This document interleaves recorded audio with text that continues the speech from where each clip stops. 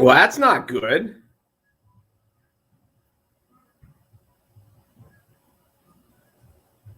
And there we welcome to go. the Midday Show. Are we good? You're there. Now we are. And welcome to the Midday Show. I'm Jeff Everett. He is Mark Messina. Thanks for coming back with us after a day off yesterday. No fault of Mark's. This is a me thing. That's pretty much the story of our existence.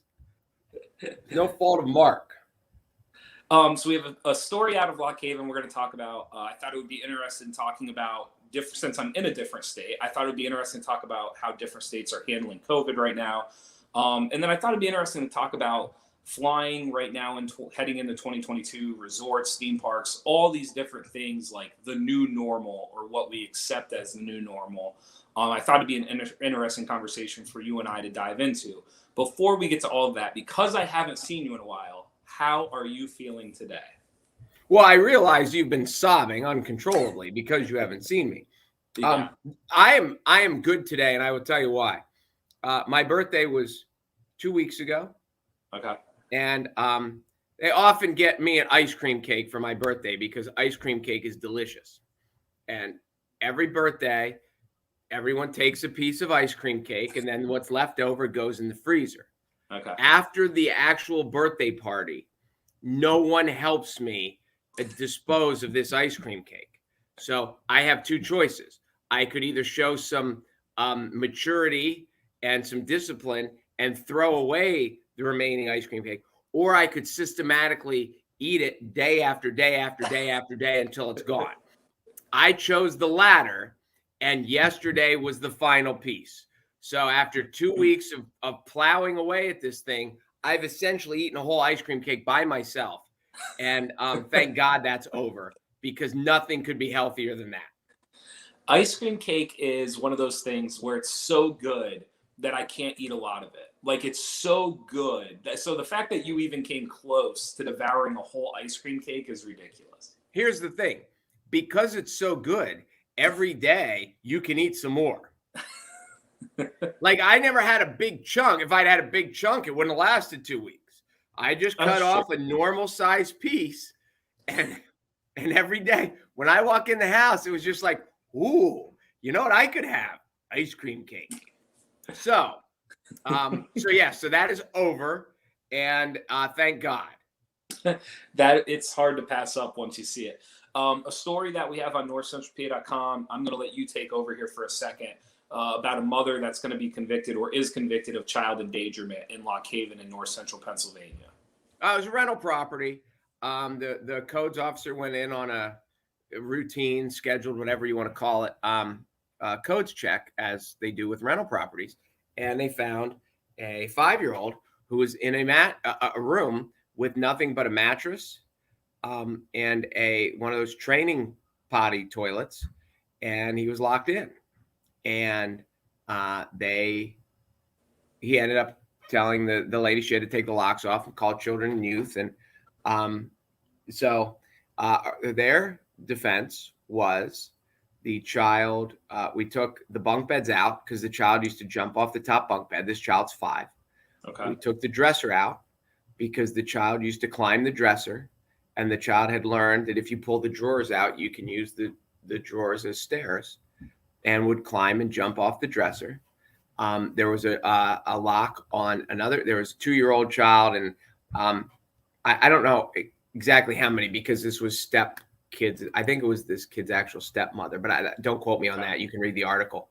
But there was a lock on the other kid's door, and they said the reason the lock was on that door is because when this kid wasn't locked in, when the 5-year-old wasn't locked in his room, he used to go in the other room and take stuff and cause havoc and stuff like that. So the argument from the defense was, we were doing this for the kid. The kid had run off once, and they're like, we couldn't control the kid. She said she tried to do a sticker system, to encourage good behavior, and they just couldn't do it. And now what hurt their case a lot is, now that the kids have been put in foster care, the foster mother gave a totally different story and said that the kid is not a behavior problem. The kid is enrolled at school. The kid is not has not had perfect behavior, but nothing or their quote was nothing out of the ordinary of a typical 5-year-old. Said plays well with the other kids at home, sleeps on a top bunk and doesn't jump off. So, but when I think Carrie Pauling wrote, because she went to the trial, we were discussing it yesterday, and so much in our life is done by modeling of our parents. Mm-hmm. And how did our parents do this, especially actual child raising.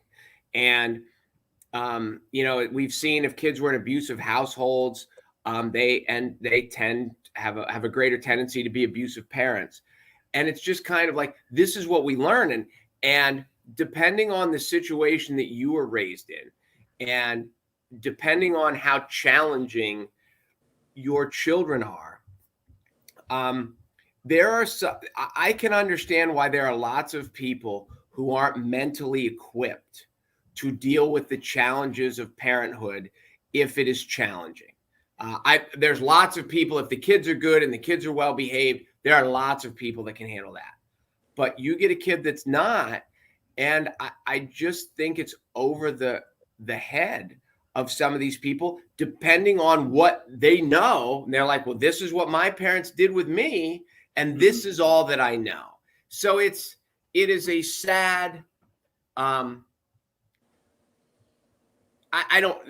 think this happens a lot in society, and it's unfortunate because it's unfortunate for the kid because they're the innocent victim of this chain of events that keeps happening.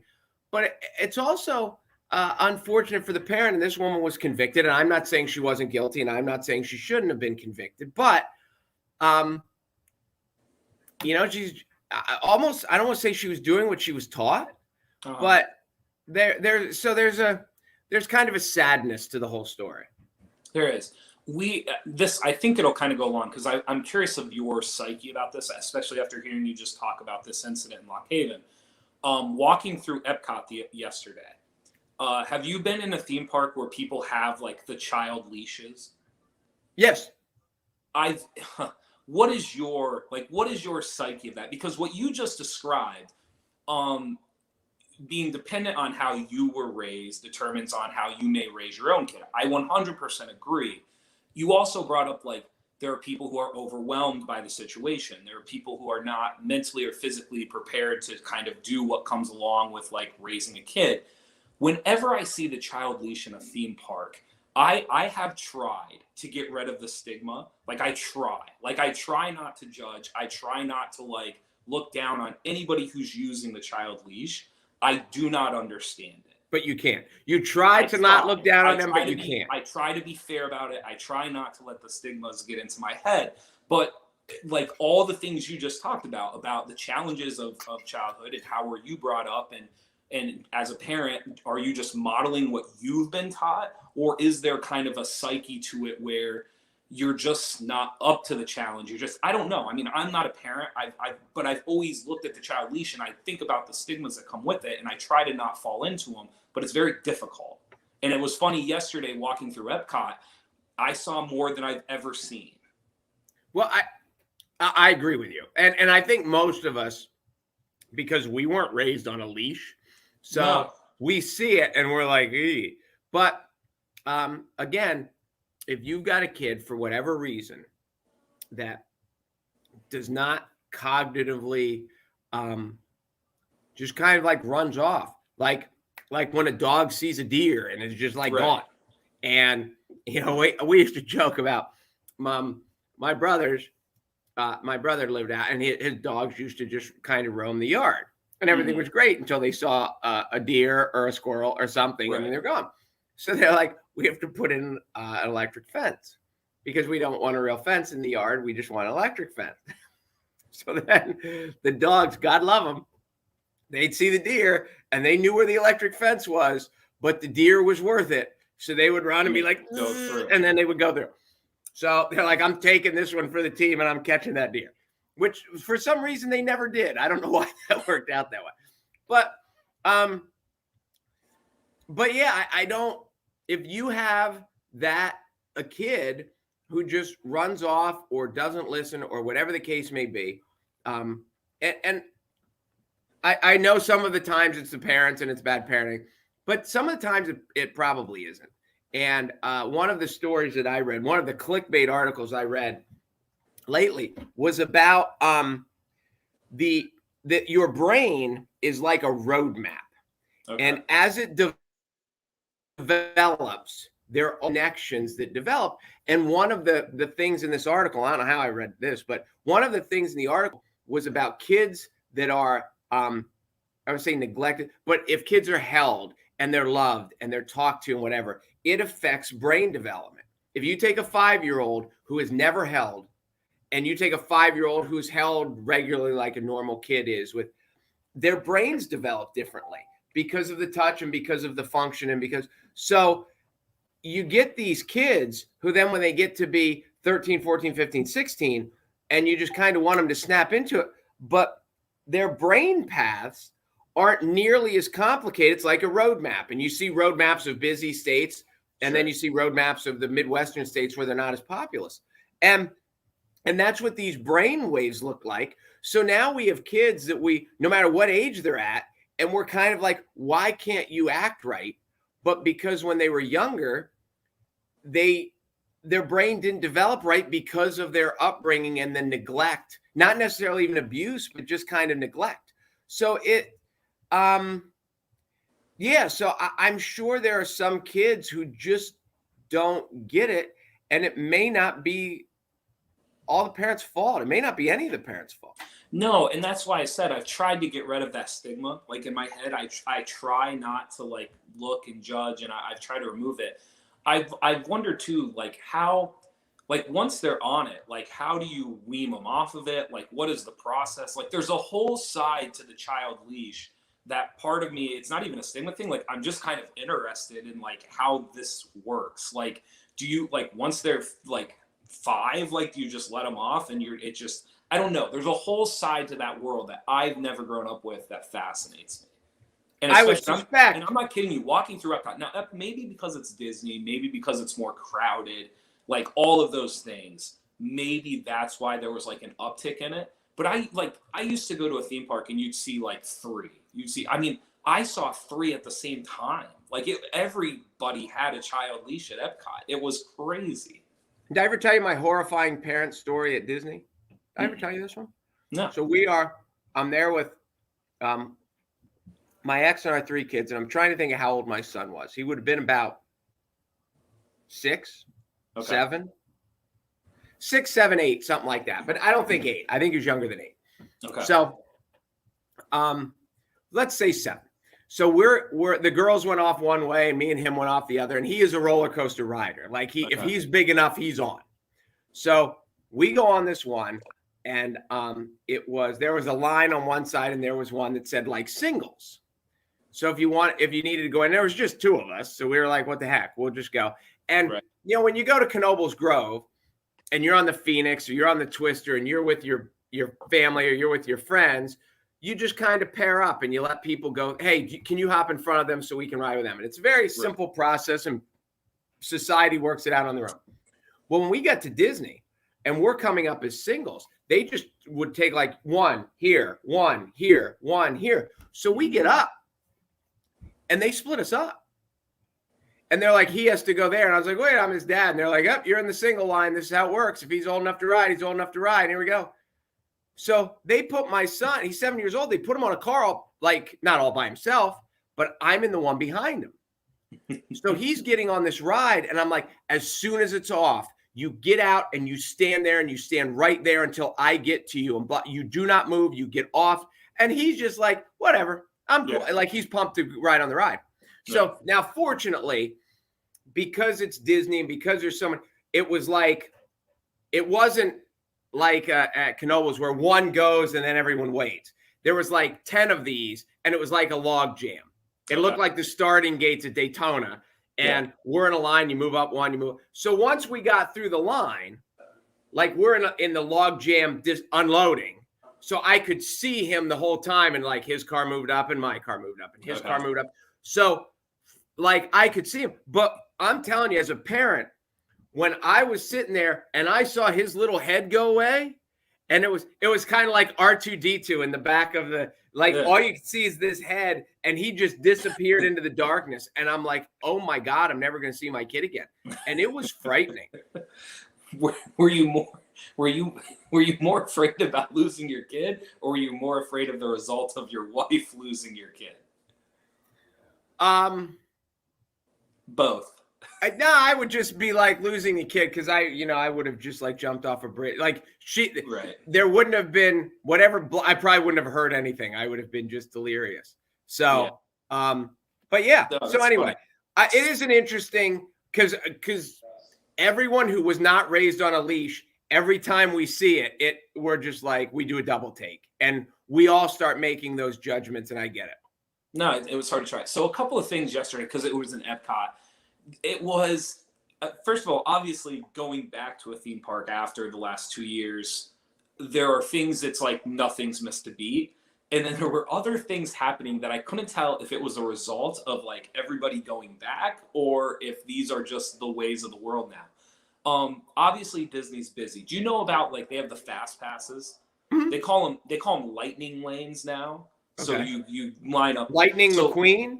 yeah, kind of. Just lightning lane. So we get in line. We were going to get ready to go into they changed the Viking ride. It's now the Frozen ride. For anybody who's gone to Epcot and gone to Norway, the old Viking ride is no longer a thing. It's now Frozen.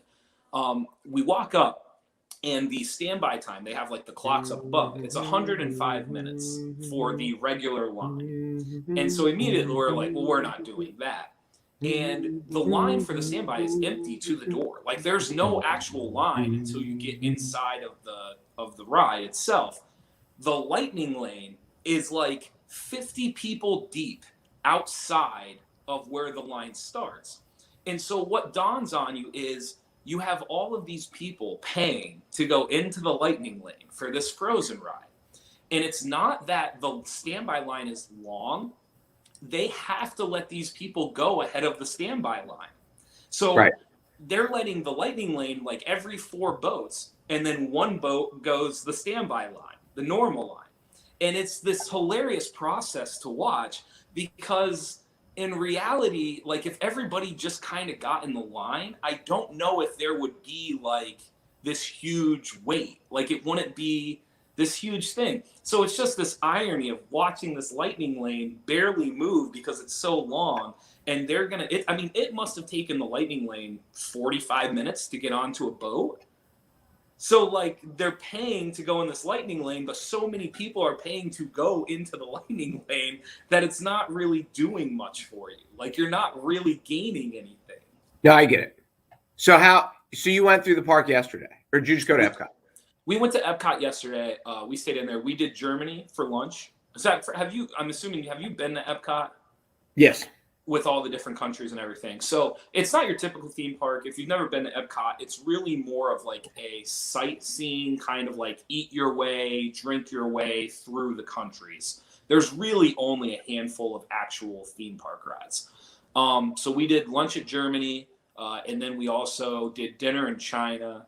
And we just kind of bounced around all these things. They're doing like a wine and cheese festival right now. That was kind of neat. So you don't have It's a Small World After All burned into your brain yet? Not yet. We did go on do you remember the Three Amigos with Donald Duck? It's a world of laughter, a world. Oh no! Now at the German place, they did that song on cowbells. Oh well, I'm telling you, you will not be able to get it out of your head. It's a Small World. Yes. I've avoided it so far. I have avoided it so far. You can't avoid it. It's like COVID. You're getting it sooner or later. I don't care if you're vaccinated. I don't care what you're getting. So speaking of that, because that was another one of the.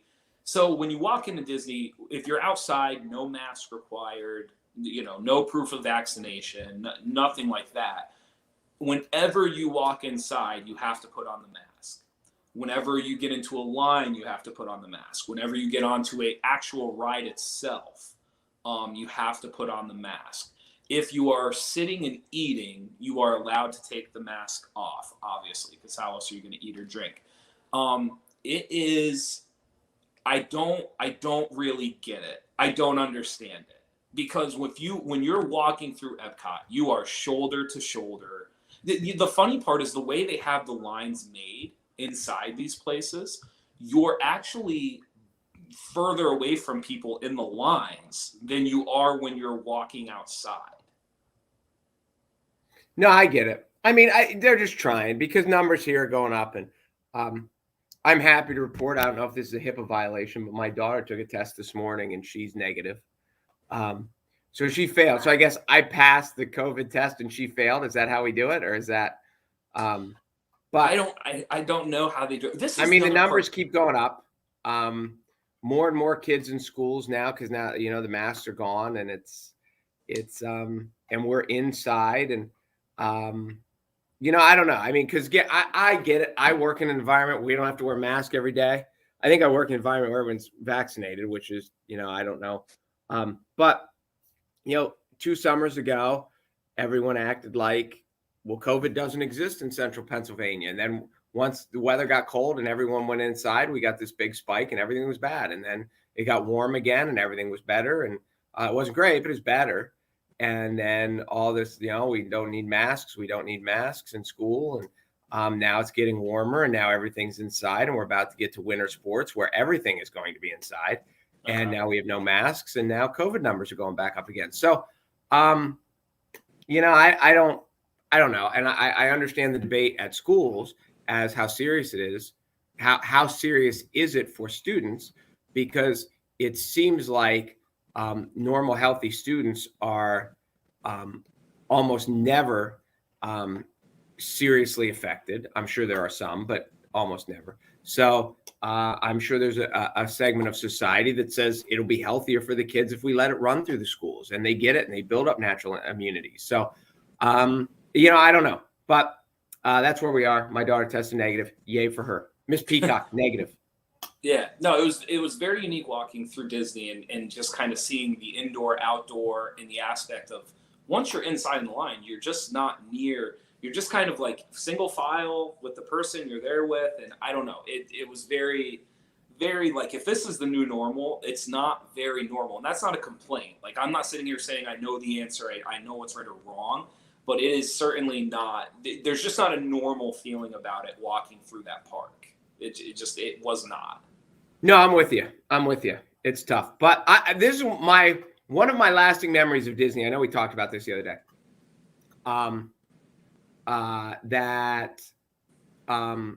It's so tiring because you almost feel pressure as a parent. There's so much to do that, like, we've got to do it all. And when you go, like, I keep using Knoebels because that's the one we kind of all relate to here. Sure. At Knoebels, you can get everything done. If you want to do the Phoenix, and then you end up like, we can ride the Phoenix multiple times, and the Twister and the bumper cars and whatever you want to do. At Disney, there's so much that you just kind of on the go. One of the things that I will remember is I thought the food was shockingly good. I don't ever remember getting a bad meal anywhere at Disney. And I know you're kind of stuck there. So it's not like you have all these, a whole bunch of choices, and you kind of got to eat what they have. But I never dreaded any meals at Disney. I thought they were great. Yeah, no, so far we've hit it. Our lunch at Germany was fantastic. So this is from one of our viewers. My youngest daughter was a runner at 3 years old. We finally took the leash off, but she wouldn't let us take the backpack with the monkey off. Also, we live in a society of child trafficking. It's frightening. That aspect I really haven't thought that much about. I mean, probably because I'm naive and I don't have a daughter or a son. But just the idea of child trafficking in society and how much it's grown. Yeah, it's like I said, it's just I have so little experience with it that it's when I hear about it, I try to put myself into that mindset. I'd love to see the psychology of that. Like, my kid was a runner, because I mean, I'm sure there are, and there's this age in life. And I always talk to people about when you're changing diapers, when they're 6 months old and they can't move anyway, changing diapers is easy. It's when they get old enough that they can put up a fight, but they're not old enough to realize that, listen, I'm just trying to help you. You don't want to sit in this poop all day. So, and you get to like 2, and that's one of the things that really kind of encourages people to get to the potty training. because they get old enough and you think, well, they're just 2. They can put on a pretty good wrestling match when you're trying to change their diaper. So I can, like, obviously at 3, the kid's not old enough to understand why they don't. And there are some 3-year-olds that are petrified of the world and always latch on to mom's leg. And they're, just like there's every end of the spectrum and all kinds of things.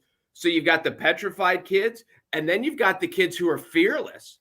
So I can imagine. And that's one of the things. And as a parent, I'm sure there are really good parents. I wonder if this person has multiple kids who's like, my first kid wasn't like that. My second kid wasn't like that. My third kid ran everywhere. And as a parent, you're like, what? I'm not doing anything wrong. Yes, I can see that. I'm assuming that there is a direct correlation between children leashes and the number of population and vice versa. I would assume the higher the population, the more likely people are to use them. The lower the population, the less likely they are to use them. So you've never seen a leash in downtown Blossburg? I don't think so. But the point is that might be where my naivety. You're close. It's naivety, something like that. That might be where it comes from. Is that, like, I've never lived in a city for an extended period of time. I obviously don't go to places like Disney all the time. So that might be part of it. If you live in, the larger your society is, the larger your population is, the more normal it becomes, more part of culture it becomes probably. And I just don't have any experience with that culture. I wonder what percentage of kids on all the spectrum, on both ends of, because we've got the kids that we think act like normal, typical kids. How many kids won't leave mom's side? And how many kids on the other end are just like, you turn your back and they're gone? That would be interesting to see. Is it funny. Is it 1% or is it 10%? It's so funny coming out of this pandemic because there's ups and downs to both sides of that. Correct me if I'm wrong. Because you want your kid to not be afraid of the world. You want your kid to be able to, socialize sooner rather than later. But then in this pandemic, you have a lot of kids where, like, for the first 2 years, if you were a pandemic toddler or a pandemic baby, like, you had very social interaction outside of your household or outside of your circle. And so now they've kind of missed that step. They're almost trying to catch up to it. So I just wonder, like, did you view that as a good thing or a bad thing as a parent? Well, it's interesting because my kids were older. One of the things that when you talk to, like, elementary teachers, which of course I talk to dozens of them every day, but they will say that the pandemic and the homeschooling, the teaching remotely, hurt those kids more than anybody else because it's such a developmental age. And if mom and dad couldn't help them develop with their reading and their academic aspect, but they also talk about the social aspect. And as they continue to grow and kind of figure out where do we fit into this group and how do we act around other people and in public and taking instruction and fitting in. And it's not all about us. I'm in a class of 20 kids. It's not all about me. And it'll be interesting to see as time goes on when these kids are older, if there was a lasting effect of that or if they just kind of bounced back, because that is something that the socialization is something that's an important part of elementary school. So the perfect example is I have 2 nieces right now, and one just turned 3 in the spring. The other's is a year old, I believe. Is a year old or will be a year old.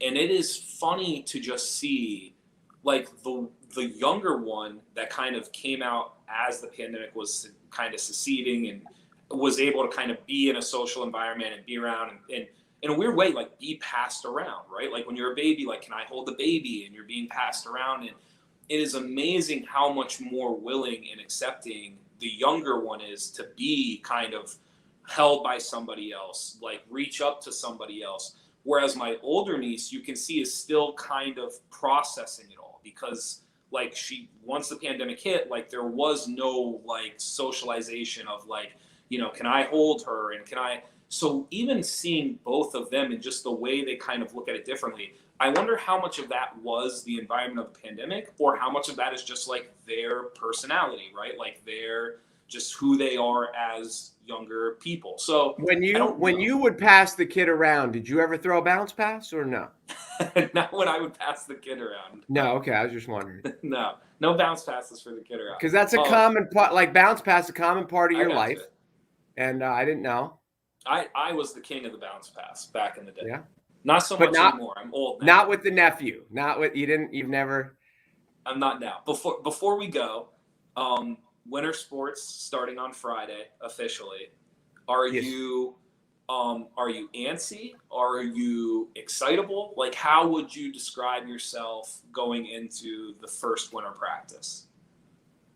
That's a good question. Like, It is. Our football team's still playing, so we don't know. Like, Yes, we're still trying to. by the way. Yeah, thanks. We're still trying to figure out, like, we didn't know till last Friday what day we were going to start, because we were going to start Friday if the team lost, but if the team won, we are going to start Saturday.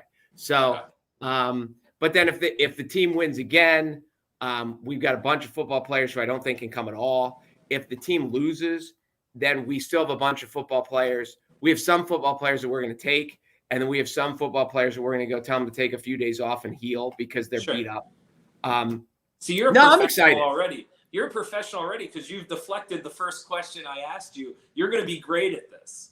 No, I'm excited. I'm really excited, and I've just it's a new challenge and it's a new adventure, and I realize that we're going to have to figure things out as we go, and that is and I know that there's creative ways to figure out as we go. The challenge is finding fun in that. That's the challenge. If you can find fun in that, everything else in time falls into place. I mean, I've never been a regimented person. It's like, this is how we have to do it. This happens at this time. And so, yeah, I'm excited, and I'm excited. Nice. And there's parts of it that you understand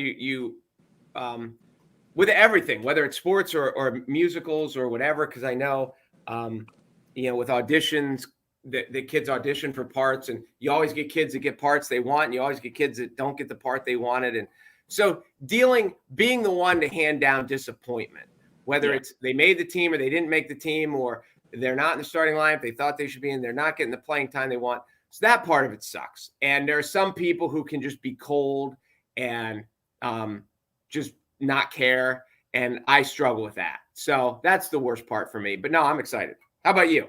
Good. Stay excited. I'm ready. It's my favorite time of the year, and for me personally, it just makes the winter fly. I don't know how people who don't now. I mean, they have hobbies. They probably hunt. They ski. They all these other things that I just don't have a passion for. For me, this is what gets me through those 4.5 months of just bitter cold. So I'm excited. I'm ready. But I'm also just happy to kind of have that part of it in my life. Because truly, I don't without it, I'm not sure how I would get through the. I will say, from a guy who's coached before, like you coach every year, but I have coached, and then there are years I've not coached. And the years you coach, you just kind of wake up one day and it's February. Yes. And you're like, wow, it's almost spring. Yeah. I do agree with you on that. It does. It certainly helps pass the time, especially January. Because I think no matter what you do in life, I just think November and December just fly. Yep. You get all of a sudden, like next week's Thanksgiving. So all of a sudden you're at Thanksgiving. And then after Thanksgiving, it's such a busy time between then and Christmas, no matter what you do, it seems like. Yep. And then you hit to January and it's like, pump the brakes, and everyone gets their visa bill and cries, and everyone gets snowed in and cries some more. Yep. No, that's the truth. All right. We'll be back Thursday, if that's all right with you. I have one more day in the parks tomorrow. So you're too busy? You're too cool for me tomorrow? Is that what it is? I could listen, if you want, I'll do like 5-10 minutes from Magic Kingdom. I will do that. I think it'd be great. Is it legal? Are we breaking any laws? Do you want me to call you on the Jungle Cruise ride and do like a 10-minute show? So is your niece and nephew with you? They're not. So both of my nieces aren't with me. Okay. They're still up north in the cold. I heard you guys got snow. They might have got a dusting up there like we did Okay, down not here. in Lycoming County. No. Okay. Did you do the? Are you going to do the safari? We're not doing Animal Kingdom. So we did Epcot Monday. Today we are just kind of at our resort in Margaritaville. And then Wednesday we are doing Magic Kingdom. And then I'm back Thursday morning. I mean, I'm going to be in Williamsport by like the AM on Thursday. So you are wasted away right now? I don't know if I'm wasted away. It's definitely 5 o'clock. I think that'd be the correct terminology. Not wasted away in Margaritaville, but it is definitely 5 o'clock. I didn't know you could be in Margaritaville and not be wasted away. You can definitely be in Margaritaville and not be wasted away. It's like an infinite clock. Like it's only a matter of time until it happens. Interesting. Yeah. I wonder if when he wrote that, if he knew he had what he had. I bet you he knew. I mean, did he think the song would like travel through time? Probably not. But did he probably know he had something that people would enjoy? Yes. I think he did. You don't think so? I mean, it's hard. That would be a fascinating thing with famous musicians as to what songs they had that they thought were going to hit and didn't, and what songs they had that they didn't like that much. I think I told you this story, that apparently John Bon Jovi was not in love with Living on a Prayer when it came out, and the rest of the band had to convince him, no, this song's really good. Okay. And he was like, oh, all right. And then it became what it became. So those would be interesting to hear which ones that the famous people liked. And maybe they're like, I knew it. I heard there was a song that John Lennon, something with John Lennon and Elton John, and something, I think it was that Elton John played a song for John Lennon, and John Lennon's like, that's a number one hit. Okay. And he heard it the first time, and he was like, that's it. Right. So I'm sure there are those, but you just wonder, the ones because I've heard this story about like Dream On from Aerosmith was the first song on their first album. And you hear these, I heard a story about one of the guys in the band that like, I can remember in the garage listening to Steven Tyler play the piano and sing this song and telling the people how huge we're going to be. And we're like, sure we are. And so, I don't know. You just never know. Yeah, no, I'm with you. All right. So maybe I'll listen, if you're up for it, maybe I'll live stream you from the park. You text me tomorrow. Okay. You can live stream from wherever. It would be awesome if you live streamed us while like a hippo was chasing you through the Jungle Kingdom. But if you're not doing that. Okay. Yeah, I thought that part was cool. I thought, I thought the whole experience was cool. I just remember everyone I talked about Disney just talks about being tired. I remember being tired, and I remember the food being a lot better than I thought. We did, before we go, one of my cousins had on the step counters. I can only imagine. We did she did just under 20,000 steps yesterday. I can imagine. In Epcot. So it is, yes. I think for most people, the goal is 10,000 steps, right? Isn't that like Is that it? I don't know. I think for most people, it's 10,000. I'm curious because I've never done one. Have you ever done a step counter? No. Like, I'd be curious to know on a normal day how many I do. See, I think it's less than 10,000, but I think fitness apps and things like that tell you like to shoot for 10,000. Yeah, because some days we do a lot, some days we do a lot of sitting. I don't know. That would be interesting. Next year our trip should be Vegas. We should broadcast live from Vegas. I'm not against it. I'll shoot you a text tomorrow. Maybe we'll do a small show from the park tomorrow. Connection, if it works for us. And then I will be back Thursday in person. And we'll be back to our old antics then. I know you said that, but the thing was cutting in and out. So you fly Wednesday night or Thursday morning? Thursday early. It might as well be Wednesday. And you're flying into Williamsport, or are you flying in State College or? Allentown. Flying to okay. Yep.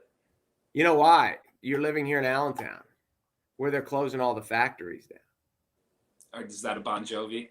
No, you don't know the Billy Joel song? If you were from my era, yes. whenever I hear the word Allentown, you have to sing the song. I know of the song. I Oh. don't know the song. You learn it, live it, learn it. All right. Thank you guys for watching the Midday Show. Happy to be back. If we don't see you tomorrow, we will definitely see you Thursday. And thank you to our sponsors. And be sure to go to NorthcentralPa.com for all your local news. All right. All right. I'm Jeff Everett. He's Mark Messina, and we will see you soon. Later. Maybe we'll see you sooner than we thought. Maybe. Are we still here? We're about to be gone. Are you sure?